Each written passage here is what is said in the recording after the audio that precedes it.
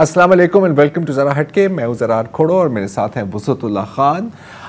America और चीन के बीच तजारती जंग बाकायदा शुरू हो गई है। कौन कितने पानी में है और पाकिस्तान के लिए मुमकिन नताइज क्या होंगे, इस पर भी हम बात करेंगे। इसके साथ साथ बलूचिस्तान की सूरत हाल पर नज़र डालेंगे। हमारे साथ डॉक्टर अब्दुल मालिक बलोच होंगे, जिनकी अभी हाल में ही नवाज शरीफ साहब के साथ मुलाकात हुई है। लेकिन पहले थोड़ी सी पाकिस्तान की पावर पॉलिटिक्स पर नज़र डालते हैं। अब आप जानते हैं कि हम इस शो पर ज़्यादा मुकामी सियासत के बारे में नहीं बात करते, लेकिन आज हमने सोचा कि क्यों ना ज़रा हटके की रूटीन से थोड़ा सा हटके काम किया जाए। तो और हमें ज्वाइन कर रहे हैं आज फहद हुसैन साहब। अब थोड़ा सा बैकग्राउंड इसका यह है कि आपको पता है कि पिछले रोज़ अडियाला जेल के बाहर पुलिस और पीटीआई के कारकुनान के बीच में कुछ झड़पें हुई, जब खान साहब की बहनों को उनसे मिलने की इजाज़त नहीं मिली। उसके बाद एक थोड़ा सा बटन चार्ज भी हुआ वहाँ पर क्राउड को डिस्पर्स करने के लिए। लेकिन एक तो है ये झड़पें और दूसरी जानिब हैं वो झड़पें जो पीटीआई की क़यादत के बीच में हम देख रहे हैं। अगेन हम जानते हैं ये कोई नई बात नहीं है, लेकिन लग रहा है कि बज़ाहिर इनमें शिद्दत आती जा रही है।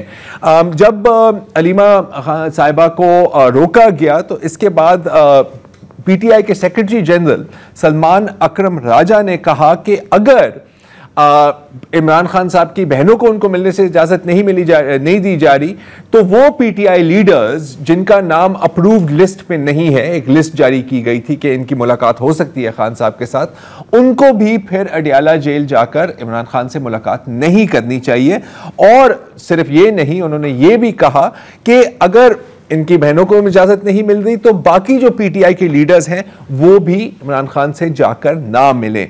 अब बज़ाहिर इनका इशारा था बैरिस्टर गौहर और अली जफर की जानिब, और फिर बैरिस्टर गौहर साहब की तरफ से एक जवाब भी आया, कुछ तल्ख कलामी भी आप कह सकते हैं हो रही है कि जी ये कोई पार्टी का फैसला नहीं है, और अगर ऐसी बात है कि किसी को नहीं मिलना चाहिए तो 25 मार्च को सलमान अकरम राजा ने इमरान खान से क्यों मुलाकात की, क्योंकि उस वक्त भी अलीमा खान साहिबा और इमरान खान की बाकी बहनों को उनसे मिलने की इजाज़त नहीं थी। तो यहाँ पर क्या पक रहा है, हमें ज्वाइन करते हैं फहद हुसैन साहब। हम जानते हैं कि कोई नई बात नहीं है, हमने माजी में भी कई, आपको पता है, प्रोग्राम्स हुए हैं, बहुत इस पर एनालिसिस भी हुआ है कि क्या पीटीआई का इंटरनल हाउस डिवाइडेड है और मजीद डिवाइड होता जा रहा है। तो पहले तो मैं आपसे ये पूछना चाह रहा हूं कि ये जो मौजूदा मुबैना रिफ्ट्स हैं आपकी नजर में कितनी सीरियस हैं? शुक्रिया ज़रार और साहब, अस्सलाम वालेकुम आप दोनों को। देखिए, मेरे ख्याल में ये जो इख्तलाफात हैं पीटीआई के अंदर, ये कोई नई बात तो है नहीं, ये अरसा दराज से चल रहे हैं। बल्कि अगर आप जाएं चंद साल पहले अर्ली डेज में, तो तब भी आपको याद है कि शाह महमूद कुरैशी साहब और जहांगीर तरीन और असद उमर, उनके दरमियान भी कुछ ना कुछ चपकलिश है वो चलती रहती थी। लेकिन इस बार ये जो भी आपने बात की कि कितना सीरियस है, मुझे ये लग रहा है, और मैंने चंद जो पीटीआई के लोगों से बात भी की है, तो एक असेसमेंट ये हो रही है कि ये इतना सीरियस झगड़ा और इतना वाइड स्प्रेड झगड़ा जो है वो पहले शायद नहीं हुआ, और उसकी बहुत सारी वजूहत होंगी। लेकिन मेरे ख्याल में प्राइमरी वजह यही है कि क्योंकि कोई सेंट्रल लीडर नहीं है इमरान खान की एब्सेंस में, तो उससे ये जो बहुत सारे ऐसे फ्रैक्चर्स थे, जो बहुत सारी ऐसी फॉल्ट लाइंस थी जो पहले दबी भी थी, सब सरफेस थी, वो जो है वो बिल्कुल उभर कर सामने आ गई है। खैबर पख्तूनख्वा में भी, फेडरल जो स्ट्रक्चर है उसमें भी, और पंजाब में तो झगड़े चल ही रहते हैं। तो ये तीन जगह तो बिल्कुल क्लियरली जहां पे पीटीआई की प्रेजेंस है वहां पे ये मामलात बहुत ज्यादा गंभीर हो गए हैं। और अब क्योंकि सेक्रेटरी जनरल और चेयरमैन के दरमियान पब्लिकली ये काम हो रहा है, क्लियरली जो जमात है उसका ये प्रॉब्लम नंबर 1 बन गया इस वक्त। अच्छा, तो अब अगर हाउस डिवाइडेड है, और बिल्कुल आपकी बात सही है ना, वो क्या कहते हैं ना, when the cats away the mice will play, तो यहां पर कुछ यूं ही लग रहा है क्योंकि कैट तो अडियाला जेल में है। तो अब हमने रमज़ान के दौरान कई बार ये सुना है पीटीआई की जानिब से कि जी रमज़ान के बाद, ईद के बाद एक बार फिर हम एक स्ट्रीट एजिटेशन करेंगे, और जिसमें उन्होंने काफ़ी कोशिश की कि JUIF भी उनके साथ शामिल हो।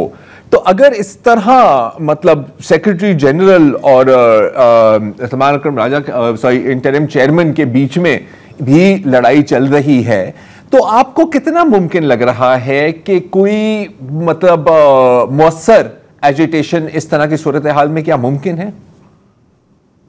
नहीं, बहुत कम उसके इम्कानात नजर आ रहे हैं और उसकी दो तीन वजूहत हैं। एक तो पहली बात तो बिल्कुल जिस तरह आपने कहा कि ये जो अंदरूनी उनके इख्तलाफात हो गए हैं, इससे तमाम तर जो फोकस है पाकिस्तान तहरीक इंसाफ का वो हुकूमत या एस्टैब्लिशमेंट से हटकर वो न्यू पर आ गया है। तो एक तो वो मसला खड़ा हो गया है। दूसरा ये कि जब आपका अपना हाउस इतना डिवाइडेड हो तो उसमें आप किस तरीके से वो मोबिलाइजेशन कर सकते हैं जिसके जरिए आप वो एहतजाज करें जिससे कोई प्रेशर भी पड़े हुकूमत पर या एस्टैब्लिशमेंट पर। तो ये तो हो गया दूसरा फैक्टर। तीसरा फैक्टर ये है कि जो मौलाना फजल रहमान से इनका मामला तय होने थे वो अभी तक तो जो रिपोर्टें आ रही हैं कि ऐसी कोई खास पेशरफ नहीं है, खामोशी है। और अगर वो नहीं होता तो फिर वो स्ट्रीट पावर जिसकी जरूरत है इनको वो भी उनको नहीं मिलेगी। और चौथा फैक्टर ये है कि जो ग्रैंड अलायंस में जो बाकी जमातें थी जिसको शायद अब्बासी साहब उसको कोऑर्डिनेट कर रहे थे, वहां भी मुकम्मल तौर पर खामोशी है। तो ये अगर आप ये तमाम फैक्टर्स को सामने रख रहे हैं तो इस वक्त कम अज कम इन द नियर फ्यूचर तो ये नजर नहीं आ रहा कि पीटीआई जो है वो किसी भी तरह का कोई एहतजाजी मुहिम लॉन्च करने की पोजीशन में है। अच्छा, अब इसमें एक और फैक्टर भी है ना कि पिछली दफ़ा जब किया था नवंबर में तो हमने देखा कि किस तरह वहाँ पर लिहाज से जबर का इस्तेमाल भी हुआ था, उसको क्रश किया गया था, वो बैक ट्रैक हो गए। लेकिन एक और फैक्टर भी है और उस पर आपने भी आज आपका जो ये 5 पॉइंट एनालिसिस है उसमें भी शायद आपने जिक्र किया है या फिर उससे पहले जो आपका कॉलम आया था बिजनेस रिकॉर्डर में कि इस वक्त गर्मी में ख़राब होने के लिए कोई शायद तैयार नहीं है। इन पंजाब, क्योंकि पंजाब ही मरकज़ होगा ना इस एहतजाज का, मुमकिन है एहतजाज का। और आजकल तो हम देख रहे हैं कि वहाँ पे तो इतनी गर्मी है कि शायद स्कूल की छुट्टियाँ होने वाली हैं। तो अब ये बात करना थोड़ा सा अजीब लगता है अक्सर लोगों को, लेकिन ये भी तो एक फैक्टर होता है ना, मैस मोबिलाइजेशन। इस तरह के टेम्परेचर्स में आप कैसे करोगे? सही कह रहा हूं मैं, मुझे याद आ रहा था आप दोनों ने भी तारीख पढ़ी हुई है कि वो जो वेदर का जो रोल होता है कि वो नेपोलियनिक वॉर्स में जब वो नेपोलियन साहब घुस गए थे रूस में, तो अल्टीमेटली तो वो जो रशियन विंटर थी वो उनको पड़ गई थी और वो कहा जाता था कि he was defeated by general winter. तो यहाँ हम जनरल समर तो नहीं कह सकते क्योंकि यहाँ पे जनरल का लफ्ज आने तो कॉनोटेशन चेंज हो जाती है। लेकिन जो गर्मियों का मौसम है वो बिल्कुल आ रहा है और इस बार बड़ी शिद्दत से गर्मी आ रही है जो वार्न की जा रही है। तो मेरे ख्याल में जो एहतजाज का मौसम भी होता है वो भी गुजरता जा रहा है। तो लगता यूं है कि पाकिस्तान तहरीक इंसाफ की टाइमिंग भी गड़बड़ हो गई है और उनकी जो इंटरनल कोहेजन थी वो भी गड़बड़ हो गई है। अच्छा, तो दूसरी जानिब फहद, क्या अब हम ये कह सकते हैं कि बज़ाहिर government has the upper hand? I mean हम देख रहे हैं कि कुछ हद तक मैक्रो इकोनॉमिक स्टेबिलिटी तो आई है, अब इसको किस हद तक सस्टेन किया जा सकता है वो शायद एक और सवाल है। लेकिन ऑन पेपर अगर हम देखें इस वक्त तो does the government have the upper hand? देखिए, गवर्नमेंट का अपर हैंड हमें इसलिए नजर आ रहा है क्योंकि जो पाकिस्तान तहरीक इंसाफ करने जा रही थी, जो अहदाफ उन्होंने अपने लिए रखे थे पिछले साल, यानी साल से आप करने, उसमें से कोई एक भी है जो पूरा नहीं हो पाया। जितने उन्होंने ऑप्शन एक्सरसाइज किए, एहतजाज हो, धरना हो, लॉन्ग मार्च हो, रेमिटेंसेस वाला बॉयकॉट हो, मुज़ाकरात हो, उसमें से कुछ भी नहीं निकला। और उन तमाम मामलात का जो एक सेंट्रल हदफ था और है, जो तहरीक इंसाफ वाले खुद भी इस वक्त एक्नॉलेज करते हैं कि जी इमरान खान साहब को जेल से निकालना। अब इनमें से जितने भी जो उनके इंटेंडेड आउटकम्स थे वो पूरे नहीं हुए। तो पीटीआई की जो सियासत है उसका वो इस वक्त रिजल्ट ओरिएंटेड नहीं है और इमरान खान साहब की जो रिहाई के इम्कानात हैं वो रोशन होने की बजाय शायद मध्यम हो गए। और ये सिर्फ मैं नहीं कह रहा, मुझे कई एक्चुअली तहरीक इंसाफ के लोगों ने ये कहा है कि जी हमारी गलत पॉलिसीज की बुनियाद पे या इनकंसिस्टेंट पॉलिसीज की बुनियाद पे लगता यूं है कि अब खान साहब के निकलने के इम्कानात जो है वो कम हो गए। अब अगर वो कम हो गए तो clearly government is on top, government को कोई इशू नहीं है। खासतौर पे जब से जो इनके आपस में लड़ाई झगड़े शुरू हो गए हैं, तमाम तर फोकस जो है वो न सिर्फ पार्टी का फोकस बल्कि मीडिया का फोकस भी जो है वो उनकी लड़ाई झगड़ों पे चला गया है। गवर्नमेंट के ऊपर से हीट जो है वो हट गई है। मेरे ख्याल में एस्टैब्लिशमेंट गवर्नमेंट इस टाइम काफी रिलैक्स लग रहे हैं। अच्छा, एक आखिरी सवाल, एस्टैब्लिशमेंट की आपने बात की तो एक और जो बात होती है जो हमेशा यही चल रही होती है, क्या पसे पर्दा कोई मुज़ाकरात हो रहे हैं या मुमकिन है? अब साहब यहाँ पर दाखिल होते हैं आजम स्वाति साहब, जिनकी अभी हाल में एक वीडियो आई है और वो कह रहे हैं कि जी मुझे बिल्कुल खान साहब ने खुद ये शायद ड्यूटी दी है कि आप जाके मुज़ाकरात का आगाज़ करें, आप मतलब सालिसी करें या जो भी आप मेरी रिप्रेजेंटेशन करें। तो यार ये क्या पकड़ा है और कौन पका रहा है यहाँ? अच्छा, इसमें अब जो रिपोर्ट्स हैं वो ये हैं कि, और वो रिपोर्ट्स वेरीफाई कर दी कल जब अली जफर साहब की मुलाकात हुई इमरान खान साहब से, तो उन्होंने बाहर निकले कहा कि जी खान साहब ने कहा है कि मैंने तो आज़म स्वाति को कहा है कि अगर आप कर सकते हैं बात तो जरूर करें। सो उस तरफ से तो विलिंगनेस नजर आ रही है, लेकिन उस विलिंगनेस की के आगे दो मेरे ख्याल में ऑब्स्टिकल्स हैं। पहला तो ये है कि आजम स्वाति साहब किस लेवल पे बातचीत कर सकते हैं। अगर वो अली अमीन गंडापुर साहब के साथ टीम अप करके और वो जो ऑलरेडी कोशिशें कर रहे थे उसमें जोड़ दें तो ठीक है, शायद कुछ मुमकिन हो जाए। लेकिन उससे बड़ा ऑब्स्टिकल ये है कि दूसरी साइड से अभी तक कोई ऐसी इशारा नहीं मिला कि वो इंटरेस्टेड हैं किसी भी हवाले से बातचीत करने के लिए। देखिए, पाकिस्तान तहरीक इंसाफ की पोजीशन कमजोर हो चुकी है, इसमें कोई डाउट नहीं है, और अगर वो मुज़ाकरात में भी जाते हैं तो वो एक कमजोर पोजीशन से जाएंगे। लेकिन मुझे ये लगता है कि दूसरी तरफ की कैलकुलेशन ये है कि हमें कुछ करने की जरूरत नहीं है। अगर हम वेट करते हैं ये मजीद अपनी पोजीशन खराब करेंगे और हमें मुज़ाकरात करने की या बातचीत करने की या इनको रिलीफ देने की कोई जरूरत नहीं है। तो वो जो इम्बैलेंस हुआ है पॉलिटिकल पोजीशन में, उसकी बुनियाद पे मेरे ख्याल में कि दूसरी तरफ से इंटरेस्ट भी लूज हो गया है फिलहाल बात करने में। सही।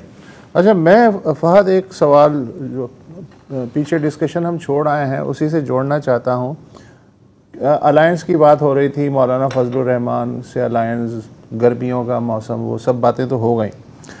मैं ये सोच रहा था कि अगर मैं मौलाना फजलुर रहमान की जगह हूँ या महमूद ख़ान अशरफजई की जगह हूँ और मेरे सामने ये डिमांड रखी जाए कि भाई साहब तहरीक चलानी है एक नुकाती एजेंडे पे और वो है इमरान खान की रिहाई, तो why should I be interested in it?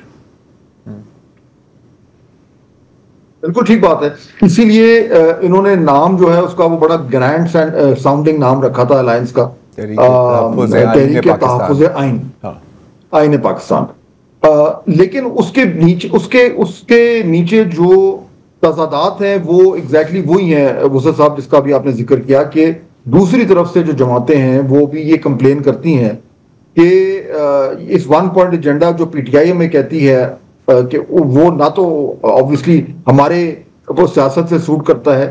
दूसरा ये भी है जो एक और बड़ा इशू जो बार बार सुनने को मिलता है, तो वो ये कहते हैं कि हमें ये नहीं मालूम कि पाकिस्तान तहरीक इंसाफ में इस टाइम फैसला साज कौन है, क्योंकि इमरान खान साहब से अगर एक्सेस बंद हो जाए फिर कौन एक शख्स है जो ये गारंटी दे सकता है कि जी जो मैं कह रहा हूं वो वही पार्टी पॉलिसी है, और उसका जवाब अभी तक उनको मिल नहीं पाया। तो इस वजह से मेरे ख्याल में दूसरी साइड से भी थोड़ा सा they trying to be a bit cautious कि जी इस पार्टी में जो बहुत सारे कॉन्ट्रडिक्शंस हैं उसमें अगर हम उनके साथ जुड़ते हैं तो कहीं हमारा जो एक पूरा एक पॉलिटिकल एजेंडा है वो भी कहीं डाइल्यूट ना हो जाए। इसलिए मेरे ख्याल में फिलहाल हमें कोई मुस्बत किस्म की पेशरफ नजर आ नहीं रही।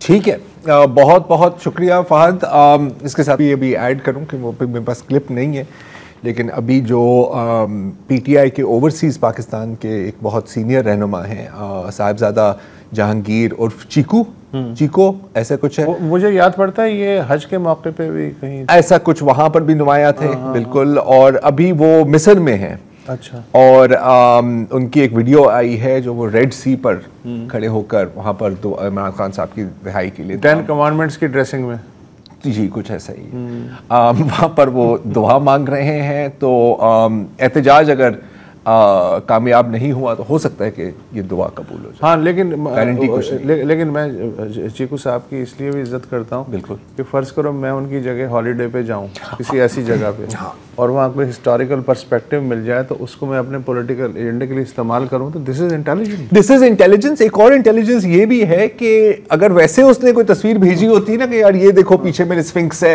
या ये मैं कायरा के बाजार में रेड सी पे खड़े हो, तो लोग गालियां देते हैं यार तुम्हारा लीडर जेल में और तू वहां पे पार्टी कर रहा है, ये क्या सी। हाँ, बोहरा कुलज़म पे खड़े होकर उन्होंने दुआ मांगी। बहुत बड़े ड्रामेटिक वीडियो, मैं चाहूंगा कि आप जरूर अल्लाह कबूल करने वाला। बिल्कुल देखें। यहाँ पर एक लेते हैं वक्फा और फिर थोड़ी सी बात करते हैं बलूचिस्तान। Welcome back. बलूचिस्तान से कोई ख़बर नहीं है। धरना जहाँ था वहाँ बैठा हुआ है। शाहराहें जो ब्लॉक थी वो ब्लॉक हैं। ख़वातीन की जो क़यादत जेल में है वो जेल में है।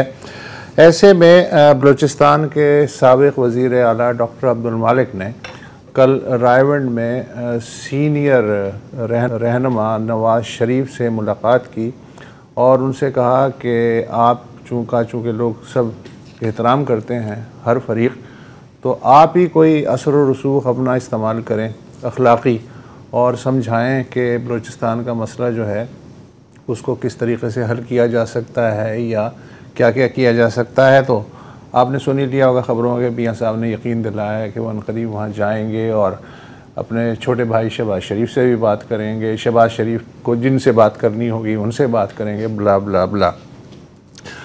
डॉक्टर अब्दुल मालिक जो हैं सबको छोड़ के नवाज़ शरीफ के पास क्यों गए, ये सवाल जहन में आ सकता है, जबकि ख़ुद नवाज़ शरीफ जो हैं बज़ाहिर वो डे टू डे मामला से बिल्कुल अलग हैं। बतौर सीनियर रहनुमा उनके हर कोई एहतराम करता है, घुटनों को छूता है, एडवाइस भी लेता है, लेकिन अमल करता है या नहीं करता वो एक अलग मसला है। पुराने ताल्लुकात हैं। जब सनाउल्लाह ज़हरी और डॉक्टर अब्दुल मालिक के दरमियान ढाई साल की वज़ारत आला बटी थी और नवाज़ शरीफ साहब ने बड़े दिल से काम लिया था और फिर सनाउल्लाह ज़हरी की जो वज़ारत आला है उसके नीचे से कालीन खींचने के बहाने फिर नवाज़ शरीफ के पैरों तले से भी कालीन खिंच गया था, तो वो एक बॉन्ड आज तक मौजूद है। डॉक्टर मालिक ने कई चैनल से बात की, मैंने भी उनसे रब्ता किया और उनसे जानना चाहा कि जब 2013 से 16 तक आप भी बलूचिस्तान की हुकूमत चला रहे थे, मुश्तरका हुकूमत, और नवाज़ शरीफ साहब भी मरकज़ में वज़ीर आज़म थे और हालात भी इतने ख़राब नहीं थे, तो तब भी बलूचिस्तान का मसला मौजूद था और आज तो खैर उससे ज़्यादा ख़राब हालात हो चुके हैं। मियाँ साहब जो हैं वो बलूचिस्तान का दौरा कर भी लें तो क्या फ़र्क पड़ेगा, हर कोई उनसे इज़्ज़त एहतराम से बात करेगा। इख्तियारात तो उनके भाई के पास हैं, अगर हैं, या किसी और के पास हैं, तो नवाज़ शरीफ ही क्यों? असद भाई देखें, बात यह है कि इसमें कोई शक नहीं है कि बलूचिस्तान के हालात 2013 से काफ़ी मुख्तलिफ हैं। आज बलूचिस्तान के नौजवान वो रियासत से काफ़ी दूर चले गए हैं और स्पेशली 2024 के इलेक्शन के बाद हमारे पास ऐसा कोई आर्गूमेंट नहीं रहा है कि हम जमहूरियत को डिफेंड करें, क्योंकि जमहूरियत तो पहले ही नहीं था, लेकिन थोड़ी बहुत जो थी वो भी 2024 के इलेक्शन में ख़त्म हुई।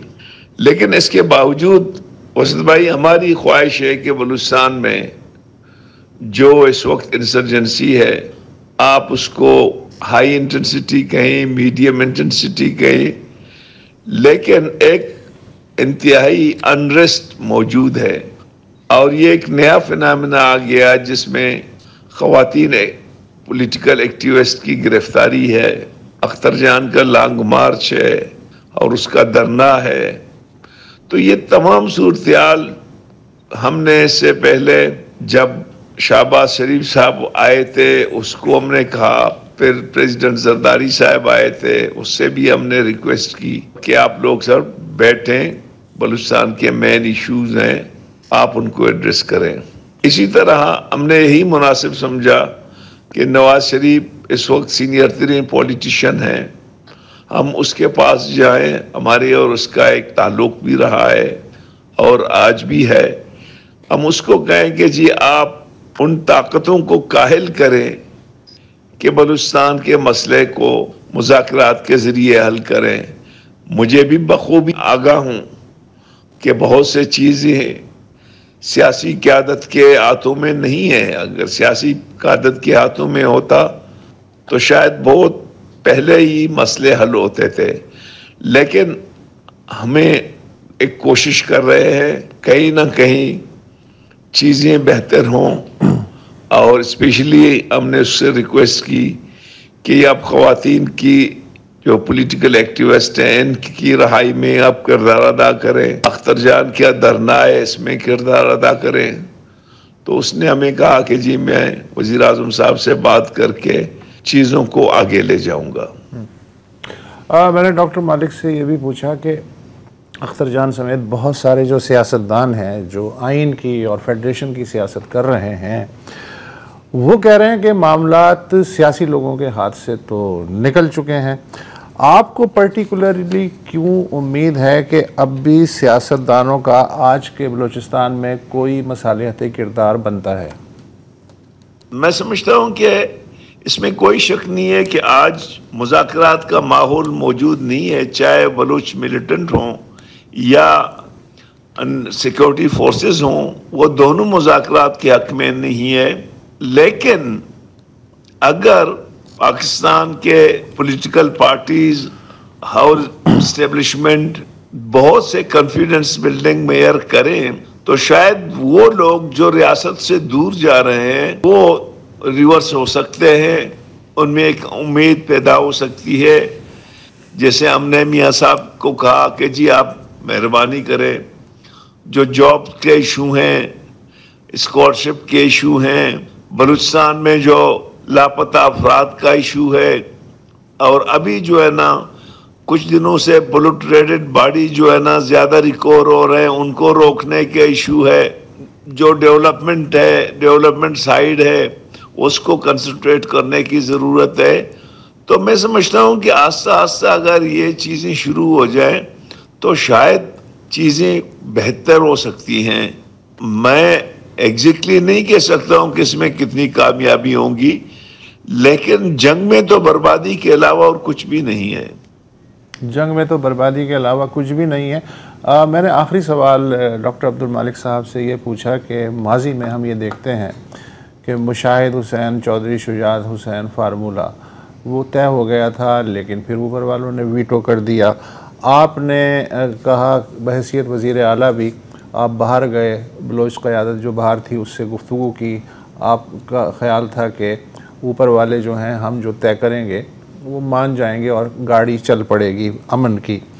लेकिन अब जबकि हालात पहले से कहीं ज़्यादा बिगड़े हुए हैं, आपका जो भी फार्मूला हो वो इस्टेब्लिशमेंट या बलोच अलहदगी पसंद कौन मानेगा?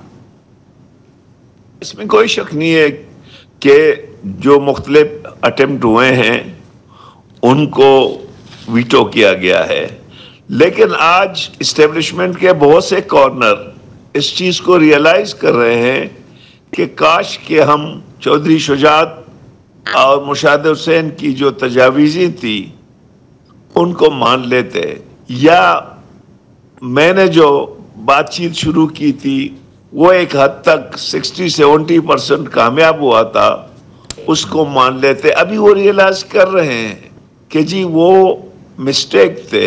गो के इस्टेब्लिशमेंट का एक हिस्सा सपोर्ट कर रहा था बातचीत को, लेकिन एक हिस्सा नहीं कर रहा था।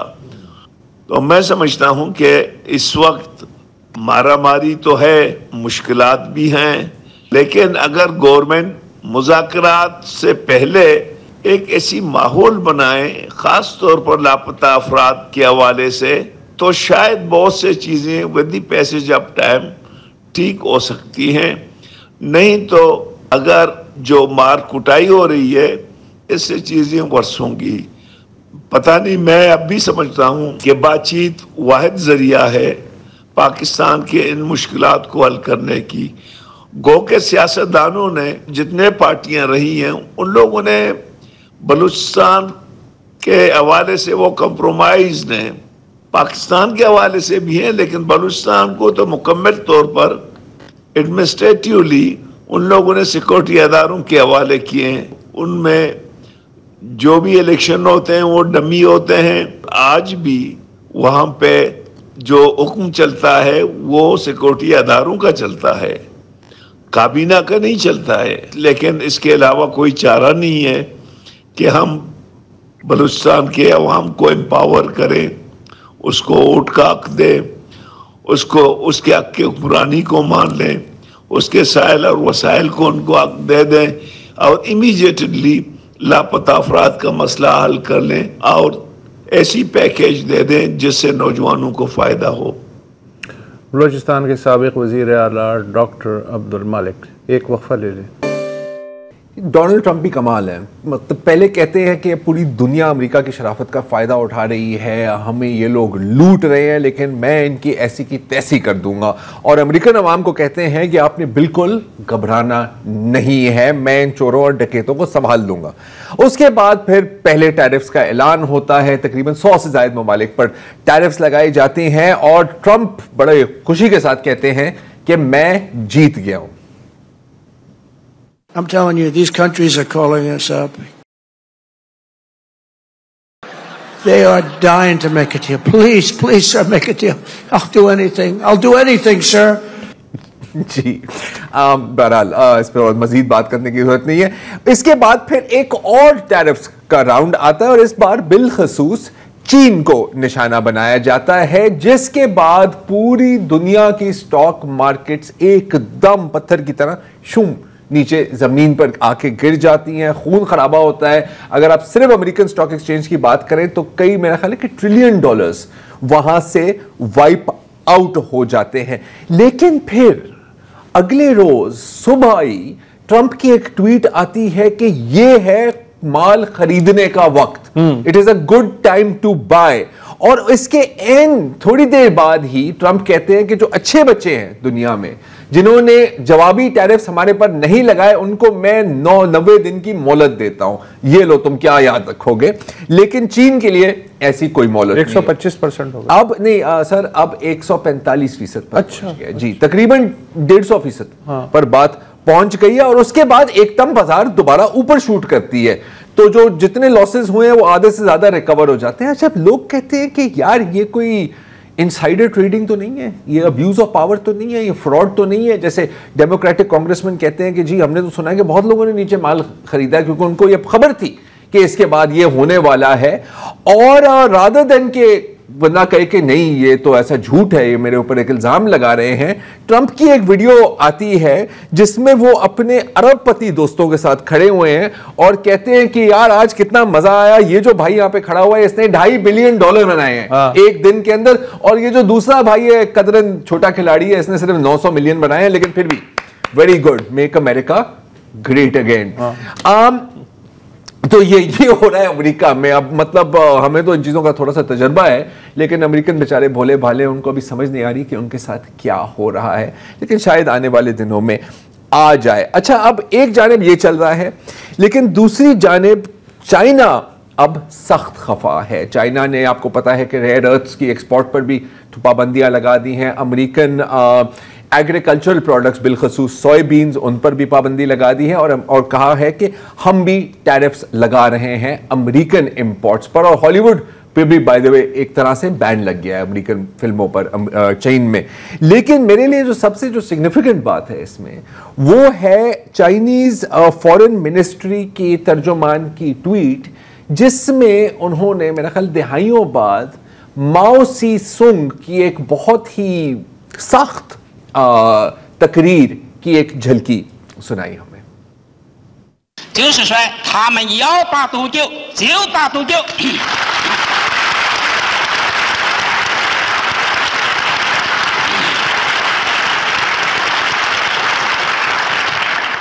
一次打到混水胜利。मतलब एब्सोल्युटली नॉट बेटा, हम किसी से डरते वरते नहीं हैं। तो अब ये हो रहा है, ये एक बकायदा हार्ड ट्रेड वॉर शुरू हो गई है। और हम आज ये समझने की कोशिश करेंगे कि कौन कितने पानी में है और किसकी क्या स्ट्रैटेजी है, और बिल आखिर पाकिस्तान पर इसके मुमकिन नताइज क्या होंगे, क्या what will we have to face. हमें ज्वाइन कर रहे हैं खुरम हुसैन साहब, thank you very much for joining us. Khurram, पहला सवाल बड़ा सौदा सा है, ये बंदा जीनियस है या चरिया है, आपका क्या ख्याल है? यार ये नन ऑफ द अबव, ये कोई दरमियाना किस्म का कोई शख्स है। इसके आइडियाज कोई बहुत ही अजीब व गरीब डायरेक्शन से आ रहे हैं, और इसकी जो अंडरस्टैंडिंग है दुनिया की वो बहुत एक सिंपल और क्रूड लेवल पे ऑपरेट करती है। और मेरे ख्याल में ज़रा सबसे ज़रूरी चीज़ डोनाल्ड ट्रंप को समझने के लिए ये है कि वो एक जायदाद का मालिक है, जो जायदाद उसने खुद कमाई नहीं है। किसी किस्म की कभी कोई मेहनत करके, कोई रिस्क लेके, कुछ खो के उसने कमाई नहीं है ये जायदाद। ये टपक के इसकी गोद में गिरी है और इसने एक दो दफा खो भी दी है, लेकिन फिर भी किसी तरह से इसके पास वापस आई है। कोई इसमें अपना कमाल नहीं था। तो आई थिंक इस किस्म के जो लोग होते हैं, हम सब जानते हैं इस किस्म के लोगों को, उनका जो वर्ल्ड व्यू होता है, उनका जो कॉन्सेप्ट होता है पूरी दुनिया के बारे में, वो यही होता है कि दुनिया मेरे मर्जी पूरी करने के लिए एग्जिस्ट करती है। उसका मौजूदा पर्पस ही ये है कि मेरी मर्जी पूरी करे। और पावर में आने के बाद ऐसे लोगों को अक्सर फिर एक जो धचका लगता है वो यही होता है, जहां उनको समझ आती है कि यार ये दुनिया तो थोड़ी बड़ी है और ज्यादा कॉम्प्लिकेटेड है जो मैंने समझा था। इसलिए इस किस्म के लोगों की जब भी ये पावर में आ जाते हैं तो इसी तरह इनकी एक्शंस होती हैं कि धड़ल्ले से कोई अनाउंसमेंट की, आगे जाके यू टर्न किया, धड़ल्ले से दूसरी अनाउंसमेंट की, आगे जाके वहां यू टर्न किया, और लोग एक दूसरे से ये पूछ रहे होते हैं कि यार इसको क्या वाकई में पता है कर क्या रहा है या ऐसे ही भटक रहा है लेफ्ट एंड राइट। तो ये कोई इस टाइप का सीन चल रहा है मेरे ख्याल में यहाँ पे। अच्छा, इस बात को मद्देनजर रखते हुए अगर हम देखें कि जो बज़ाहिर जो स्ट्रेटजी है अमेरिका की, वो तो है कि जी किसी तरह चाइना की इकोनॉमिक ग्रोथ को कंटेन किया जाए। कोई नई बात नहीं है, काफ़ी सालों से बल्कि दहाइयों से उनकी यही कोशिश है। मिलिट्री बेसिस हैं ताकि उनके मिलिट्री को काबू किया जाए, और अब टैरिफ्स लग रहे हैं। एक तरह से एक ग्रेट वॉल ऑफ टैरिफ्स बनाया जा रहा है ना चीन के गिर्द। चीन का जो रिस्पॉन्स है, अब जाहिर है कि जंग में कोई एक जीतता है, कोई एक हारता है, तो आपको क्या लग रहा है कि ये जो इकोनॉमिक कंटेनमेंट पॉलिसी हम देख रहे हैं अमेरिका की तरफ से, ये किस हद तक कामयाब हो सकती है? ये आई थिंक उस हद तक तो किसी सूरत नहीं कामयाब हो सकती जिस हद तक इसको ले जाने की कोशिश की जा रही है डोनाल्ड ट्रंप की तरफ से। जरा इनका मैंने एक खास पेपर है जहां पे इन्होंने अपनी सारी विजन जो है ना वो आउटलाइन की हुई है, और वो पेपर लिखा गया है डोनाल्ड ट्रंप के जो काउंसिल ऑफ इकोनॉमिक एडवाइजर्स हैं उनके चेयरमैन की तरफ से। और उसमें खास वो ये लिख रहे हैं कि अब हमने दुनिया को डिवाइड करना है ब्लॉक्स के अंदर। वो ब्लॉक्स होंगे जहां पे सिक्योरिटी और ट्रेड साथ साथ चलेंगे, यानी कि अगर यूरोप जैसा एक कॉन्टिनेंट है, या मिडिल ईस्ट जैसा है, या ईस्ट एशिया यानी कि जापान, कोरिया, ताइवान, जहां पे सिक्योरिटी अमेरिका प्रोवाइड करता है उनको, लेकिन ट्रेड वो बाकी पूरी दुनिया के साथ करते हैं। अब इन मुल्कों को ये बताना जरूरी होगा कि अगर आपने हमारी सिक्योरिटी एंजॉय करनी है, हमारी सिक्योरिटी अम्ब्रेला अगर आपको चाहिए, तो आप हमारी मर्जी के मुताबिक ट्रेड करेंगे, यानी कि आप हमारे साथ ट्रेड करेंगे और हमारे जो दुश्मन है उनके ऊपर आप टैरिफ्स लगाएंगे। इस टाइप की कोई विजन है जो उन्होंने बनाई हुई है, और उसको इंप्लीमेंट करने की कोशिश की जा रही है कि बाकी सारी दुनिया को किसी तरह से चीन के अगेंस्ट टर्न कर लिया जाए, ताकि सब जो है वो रेसिप्रोकल टैरिफ्स लगाना शुरू कर दें चाइना के खिलाफ।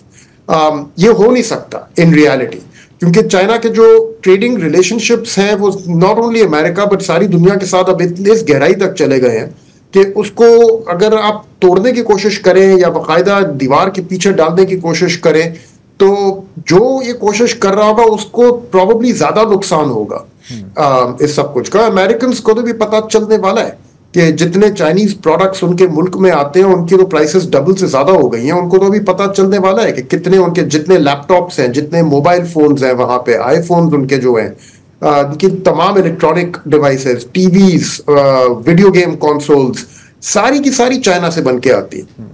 बल्कि तो उनको पता चले इनकी जो लाल टोपियां है, मेक अमेरिका ग्रेट अगेन, उनको भी अगर आप उठा के देखें तो मेड इन चाइना है, वो भी मेड इन चाइना है। अच्छा खुरम, यहाँ पर एक वक्फा लेंगे and we will right back. Welcome back. हम बात कर रहे हैं चीन और अमेरिका के बीच में जो तजारती जंग शुरू हो गई है, कौन कितने पानी में है। और खुरम, आप अभी कह रहे थे कमोपेश कि ये अब वो 2000 या 2010 की दुनिया नहीं रही जहां पर शायद कदरन आसान होता अमेरिका के लिए चाइना को इकोनॉमिकली आइसोलेट करना। तो इस वक्त चीन की जो तजारत है दुनिया में, if we compare it to के 20 साल पहले या 24 साल पहले या 25 साल पहले क्या थी, तो क्या पिक्चर हमारे सामने आती है? जरा पिक्चर डायमेट्रिकली चेंज हो चुकी है, यानी कि जो 2000 में पिक्चर थी आज वो 2025 में होगी। मैं आपको भी खुद दिखा देता हूं, आपको एक ग्राफ मैं दिखाता हूं यहाँ पे, और आपको खुद नजर आ जाएगा उसमें। अब ये देखें, ठीक है, ये 2000 का ग्राफ है सही, और इसमें आपको अब नजर आ रहा है कि जो ब्लू में जितने मुल्क हैं ये वो मुल्क हैं जिनका सबसे बड़ा तजारती पार्टनर अमेरिका था पूरी दुनिया 2000 में, और लाल में वो मुल्क हैं जिनका सबसे बड़ा तजारती पार्टनर चाइना था। ये 2000 में इस मैप की ये तस्वीर थी। अब यही मैप आज का अगर हम देखें तो उसकी ये तस्वीर 2024 में नजर आया आपको? बिल्कुल, ब्लू से सारी दुनिया रेड हो गई है। ठीक है, ये है मेन वजह और मेन चीज जिसको अमेरिका अब रिवर्स करने की कोशिश कर रहे हैं, और इस पिक्चर को अब वो रिवर्स करने की कोशिश कर रहे हैं। ये आई थिंक डोनाल्ड ट्रंप ने तो एक बड़े क्या कहेंगे भोंडे तरीके से इसको हैंडल करने की कोशिश की है, लेकिन माजी में भी जो प्रेसिडेंट्स थे उनको एहसास था इस चीज का, उन्होंने कोई और रास्ता ढूंढने की कोशिश की थी, लेकिन उनसे किया नहीं किया, इसको रोका नहीं किया, क्योंकि इस चीज को रोकने के लिए उनको अपनी जो खुद बनाई हुई ग्लोबल इकोनॉमी है, खुद बनाई हुई जो वर्ल्ड मार्केट है, उसी को तबाह करना पड़ेगा।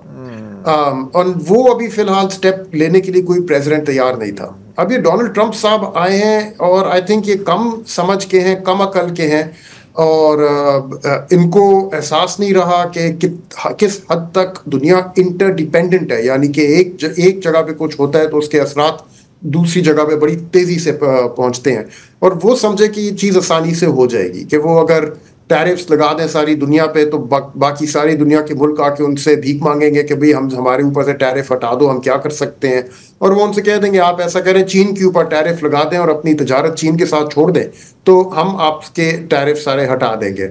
लेकिन ऐसे हुआ नहीं।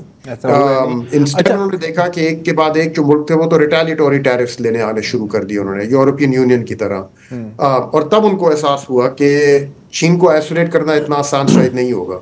अभी तक कोशिश तो जारी है, कोशिश जारी रहेगी। अच्छा, जैसे आपने कहा, दुरुस्त फरमाया कि पूरी दुनिया इंटरलिंक्ड है इकोनॉमिकली एटलीस्ट, और हम चाहें या ना चाहें हम भी थोड़ा बहुत लिंक्ड तो है ना ग्लोबल इकोनॉमी के साथ। तो ये जो अब जो वॉर है, और ये वॉर ही है अमेरिका और चीन के बीच, ये हीट अप होती जा रही है, तो हम इसमें कहां फंस रहे हैं? जरार, हम काफी बुरा फंसे हैं इन माय ओपिनियन, ओके, और उसकी वजह यह है कि हम लोग दोनों इकोनॉमीज के साथ बहुत डीपली कनेक्टेड हैं, अमेरिकन एंड चाइनीज। चाइना हमारा सबसे बड़ा ट्रेडिंग पार्टनर है, लेकिन अमेरिका वो मुल्क है जिसकी इंस्टीट्यूशंस के जरिए हम लोगों ने अपने आप को पिछले 40 सालों में दर्जन से ज्यादा दफा बेल आउट्स अपने आप के लिए अरेंज किए हैं। तो जब भी पाकिस्तान डिफॉल्ट के किनारे तक पहुंचता है, और पिछले 40 सालों में पाकिस्तान से ज्यादा कम ही मुल्क हैं जो डिफॉल्ट के किनारे पे इतनी दफा आए हैं, हर दफा अमेरिका की बनाई हुई जो इंस्टीट्यूशंस हैं उन्होंने ही बेल आउट किया है पाकिस्तान को। वो IMF और वर्ल्ड बैंक और एशियन डेवलपमेंट बैंक और ये जो है, मैं इनकी बात कर रहा हूँ। इनके अलावा और कोई नहीं होता जो पाकिस्तान को बेल आउट करने के लिए तैयार हो। चाइनीज ने तो बिल्कुल हाथ उठा के रखे हुए हैं उस काम से पाकिस्तान के लिए। तो बेल आउट हम लोग लेते हैं अमेरिका से, लेकिन तजारत अपनी करते हैं चाइना से। एक्सपोर्ट्स हमारे जाते हैं अमेरिका और यूरोपियन यूनियन, यानी कि वहां से हम अपना कैपिटल कमाते हैं और वही कैपिटल हम खर्चते हैं चाइना की मार्केट्स में।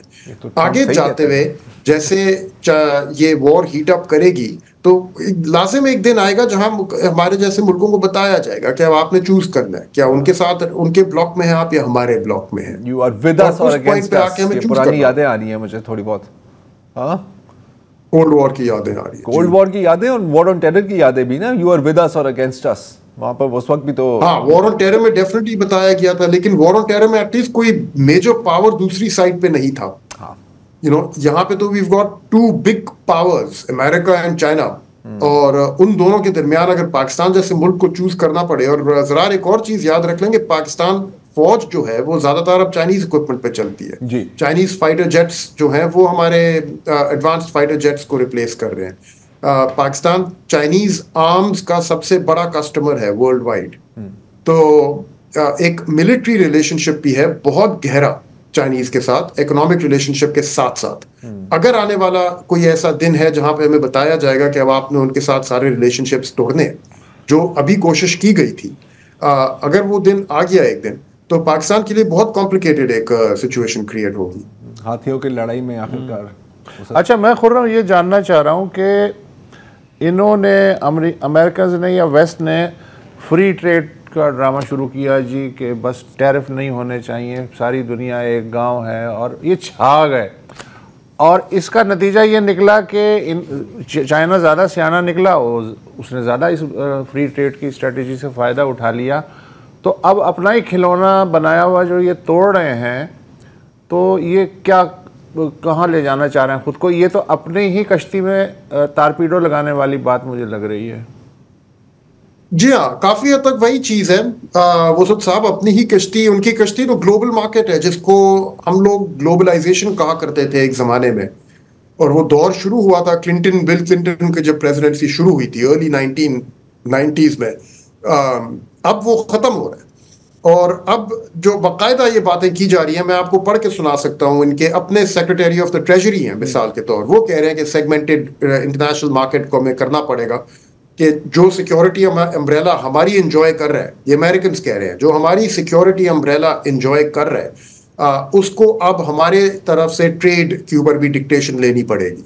और या तो हमारे साथ ट्रेड करेगा या वो दूसरी पार्टी के साथ ट्रेड करेगा, लेकिन दोनों के साथ नहीं कर सकेगा। सही। और अमेरिकन सिक्योरिटी अम्ब्रेला के नीचे तो यूरोप, ईस्ट एशिया और मिडल ईस्ट, ये तीनों रीजन्स हैं वो खड़े हुए हैं। तो अभी फिलहाल तो वो एक कदम पीछे हट गए। ये चीज शुरू की थी और लेकिन बुध के दिन ये फिर पीछे हट गए और फिर कह के 90 दिन की मोहलत दे देते हैं। और लेकिन ये दोबारा आएगी वापस, स्टोरी लाजिम आएगी। ये बटन दी थे। बहुत शुक्रिया खान खुरम। बटन दी थे अवाना दी लड़ाई है, तू केड़े पास कुछ यही है। लेकिन देखें, चीन ने भी पीछे नहीं हटना। चीन के यहाँ एक टर्म है ना, सेंचुरी ऑफ ह्यूमिलिएशन। जब ये सारे यूरोपीय ममालिक चीन में दाखिल हो गए थे, उनको नोच रहे थे। और इस वक्त अगर आप देखें कि चाइनीज मीडिया और चाइनीज सोशल मीडिया पे क्या बातें की जा रही हैं ना, नेवर अगेन, एब्सोल्युटली नॉट। बहरहाल आज के लिए इतना ही जी, इजाजत दीजिए, खुदा हाफिज़।